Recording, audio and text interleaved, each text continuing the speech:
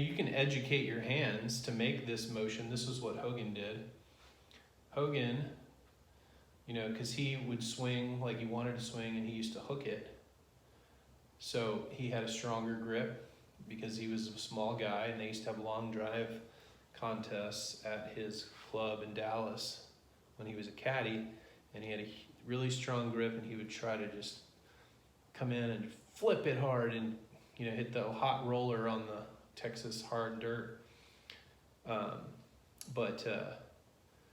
You know, this is the way Hogan did it. So he had this hook move, so he had to start it way right.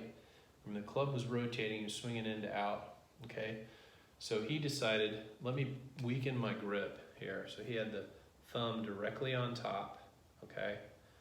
And so now the club face, watch what happens when you pronate and supinate here. So the finger is directly on top. So I'm gonna pronate going back. That's what my wrist is doing. Now it opens a little bit, and then I'm gonna supinate going down. It closes a little bit. When you weaken your grip, it takes the rotation out. Watch whenever I strengthen it. Now I pronate and supinate. See how, because this wrist is turned this way, it flips the club up, and then to get it down, there's a lot of flip over because this is so turned that way, it wants to get back to normal. So, left thumb on top. Now, pronating and supinating. So he would basically get the club open, and then he would try to close it or supinate, and when he did, that would get it back to square.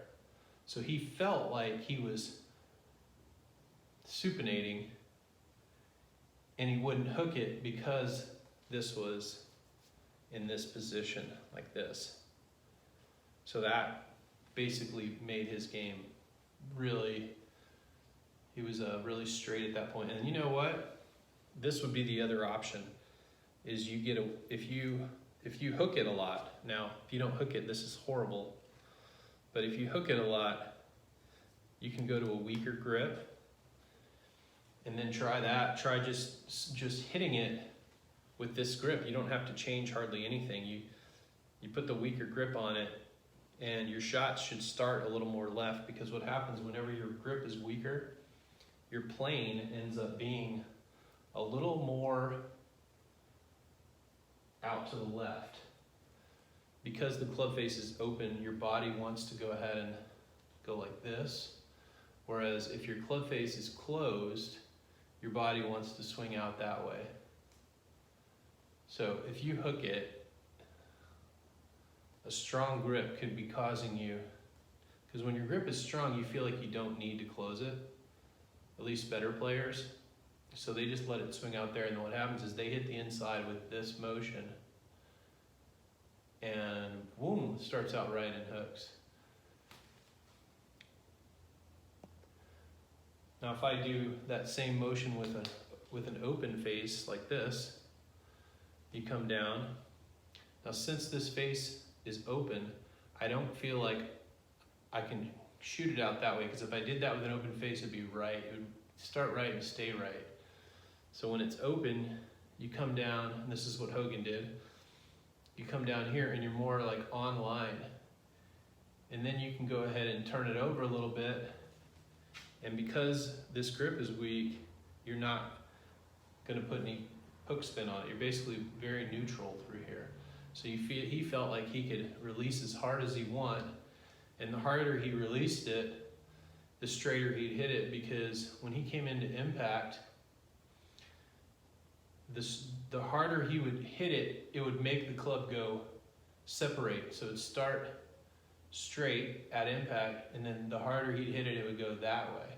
Now if he kind of cruised into impact, see how it goes out, chases down the line a little bit, you know, that would not be good. I mean, you can hit good shots like that, but he got hit his best shots when he came through here and then hit hard with his right hand, and that pushed the club this way. So he basically put this on there, felt like he pronated, felt like he supinated, but really he was just swinging right on that plane. And then when you're on plane, when your club face isn't flipping over, because this is turned left, the more force you put on it, the straighter you're going to hit it, because the club face isn't turning over. Even though he feels like he's doing that, he's basically swinging on an inner circle, and then the club's on an outer circle, and he's putting pressure on this inner circle, but the club face is staying square. So it's essentially hinging and unhinging, and his hinging and unhinging felt like pronating and supinating, and that's where he talked about the left wrist bone being arched, because that was what he felt like was supinating. You know, you pronate, and he cupped his left wrist, so that was what he felt like pronating. So he'd come back and he'd cup this left wrist, and he felt like he was opening it. So he's cupping and he's opening it. See how the club face is kind of outside the hands? That cup does that. And you feel like you're rotating it. So he'd come up like this, he'd set it, and then he felt like he was, at this point, was pronating with the weak grip, and that just got the club to about right there. And then he would come into impact, boom, and he felt like he was supinating. And you see that? Because it feels like my arm is going like this when you have a weak grip. So anyway, that is another way to do it. Obviously, Hogan was the best ball striker ever. That takes a little bit of genius, and he basically kind of cracked a code where he put end ranges to his wrist. And when you do end ranges, that basically changes the recipe.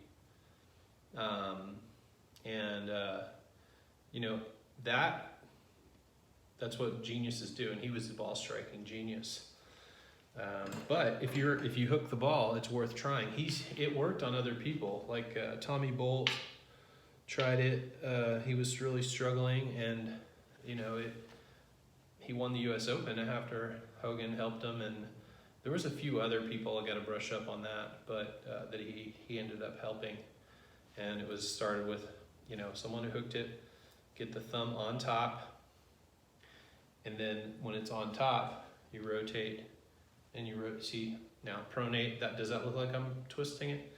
It feels like a kind of M, but it doesn't look like it. Pronate and then supinate, but really all this is just it's almost like swinging on one line. And that's another thing when you look at Hogan, and Bryson does this, Mo Norman did this, like the right arm, Hogan had flat clubs, 4, 5, 6 degrees flat, I think maybe even more. When you have a flat club, it was along this right forearm plane. So that's what we were talking about, not cocking it like this, just getting it like this. When your shaft is on your forearm plane, all you need to do is just, if you're like this, then you have to kind of, at some point at impact, you're straighter. So there's some difference in things you gotta change at impact. But with his flat clubs, his right forearm was right on that shaft plane. And that allowed him, when you get it right on that shaft plane, you come up and you come back down. This feels like a little bit of rotating and rotating, but was obviously all of Hogan's shots, and when it wasn't a specialty shot, was coming in here, inside, on the ball, and then back inside. And then he pivoted like crazy. So I don't know how we got off on Hogan, but so yeah, hammer. That's what I want you to feel. This is the easiest way to hit the golf ball. This, cock it back, take this out of your swing, this lifting and stuff, just get it like this. So it looks like this, just like cock, up, down, right on plane, hammer the ball with your body, this unhinges, boom, right down the line. See the club face is still square, right there.